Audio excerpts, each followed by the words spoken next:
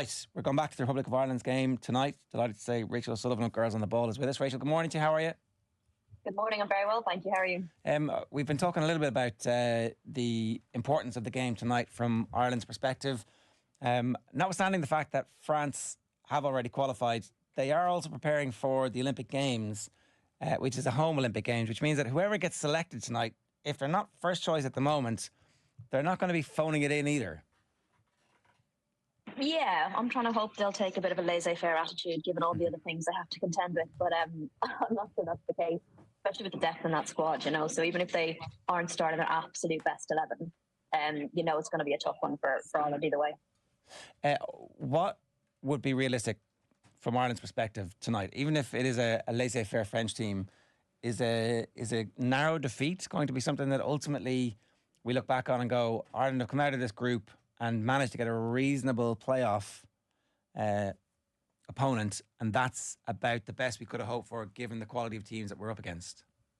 Yeah, I mean, realistically, and we said this from the start, in an ideal world, it'd be great to pick up a point, but you're in the toughest group of these qualifiers, and they've got the toughest team to play last, which isn't ideal. They've already qualified. I'd say a narrow defeat, if we could snatch another goal, that'd be lovely. But I think keeping the scoreline down will be the ideal scenario, which I know sounds terribly defeatist, but I think it's a bit realistic.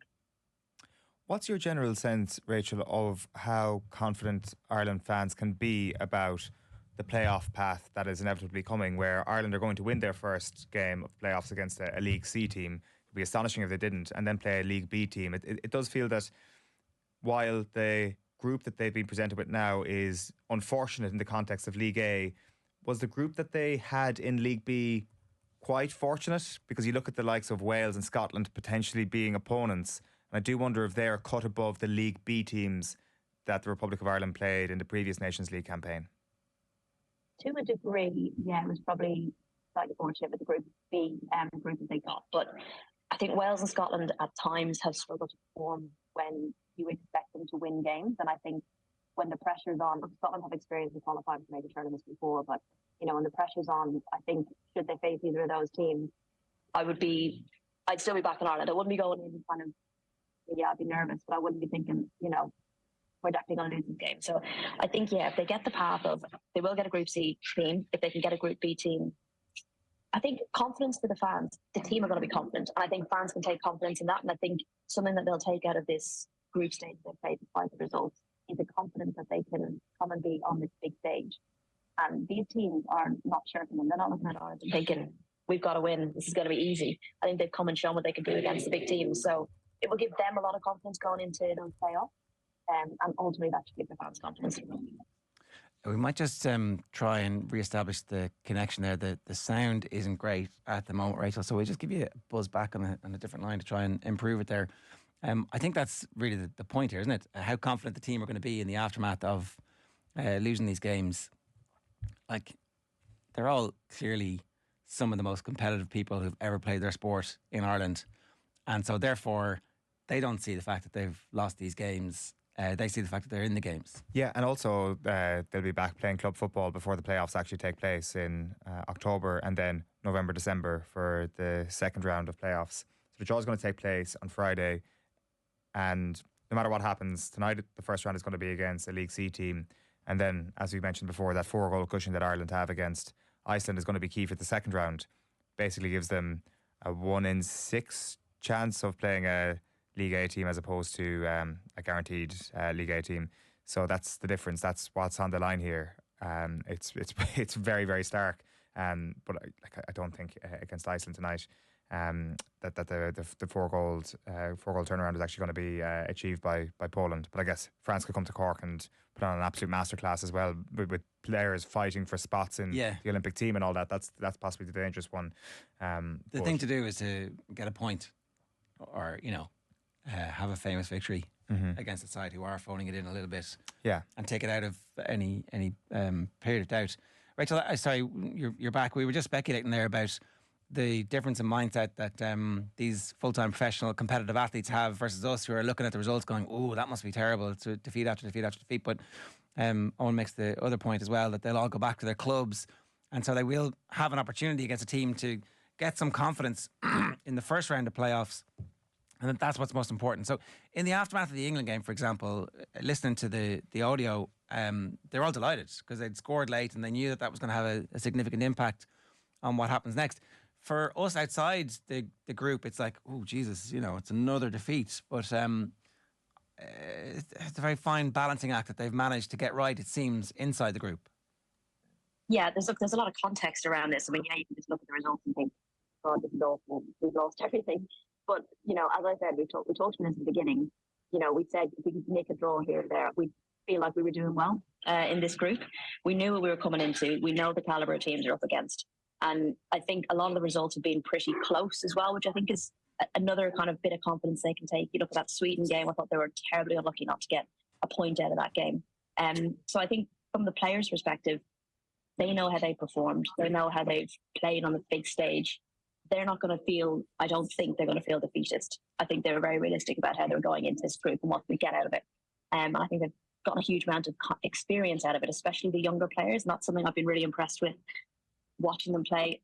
Less so the first half of the game against England, if I'm totally honest, but where younger players have really stepped up and played with some real confidence and maturity, which is what I think they need going into those games where they're expected to win. At this stage, what kind of a job do you think Eileen Gleeson is doing?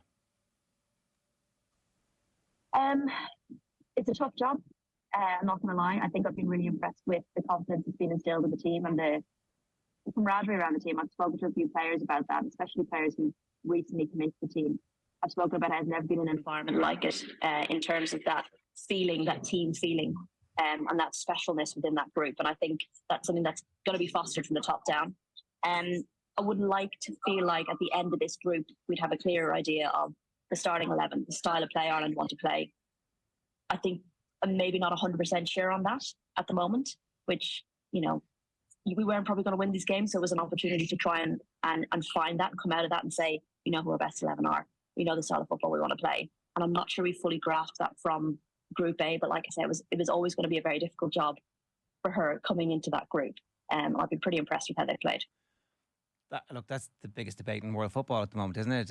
Are you a manager who decides that I'm the one who knocks and this is the side of play that we're going to have? Or are you in the Carlo Ancelotti school who's like, look, whatever. You tell me how you want to play football, grand. But actually, what I want to do is build a team that's flexible enough if we are coming up against two inverted wingers where I can actually play right-sided defender on the left side and never like, there's no balance in the team. Yeah, of course, because we're going to kick their inside forward early and often and make sure that they don't have any impact on the game. And maybe Eileen Gleeson is in that second school, but who knows? Or maybe she doesn't know what she's doing at this point because it's too early in her career. I guess that's all up for grabs, right? Yeah, and it's tough to be trying to find that type of flexibility when you've got a team that you're still trying to get to be able to play that intense level for 90 minutes. And that's something she's spoken about, that she doesn't feel like we're quite there yet to be able to play that style they want to play for 90 minutes. So I think you need to get there first before you can start saying, we're going to be flexible here. We're going to be able to play all these different parts of formation with confidence for 90 minutes. So like I said, tough job in her hands. But I've been pretty impressed so far.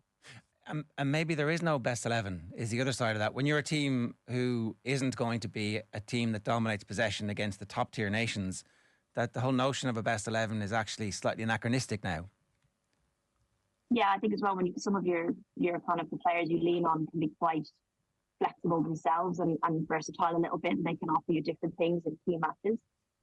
You can factor that in as well. Like maybe if a match falls for you play Katie McKay-Pryor or you put Denise O'Sullivan in the 10, you've got that variety from your best players. So it can be, I guess, trickier to find your best 11. But that, needless to say, I was surprised by the starting 11, for example, against England. And you then have to factor in things like, well, were they really going out there to try and get points, or were they going out there for damage limitation? And there's so many other factors she has to contend with when she's picking her best 11, I guess.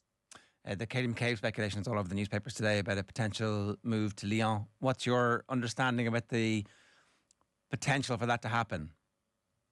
I'd be extremely surprised. Stranger things have happened, but she does feel like an Arsenal player through and through. She's key, extremely key to that team. I think she's started playing some of her best football at Arsenal. Has been player of the season for them in the past.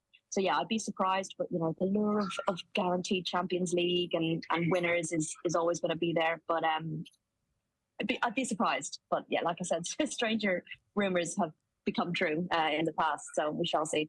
Okay, what do you think is going to happen tonight? I'm hoping for a narrow loss, but I'd love to see another goal for Ireland. Delighted to have been there, to have got to see their first goal, and against England no less. So yeah, let's hope for, if we get a draw, amazing. But if it's a narrow defeat with a goal, I'll be happy. All right, good stuff, Rachel. Thanks a million for joining us. Cheers. Cheers, thank you. It's Rachel Sullivan there from Girls on the Ball, and apologies about the quality of the audio.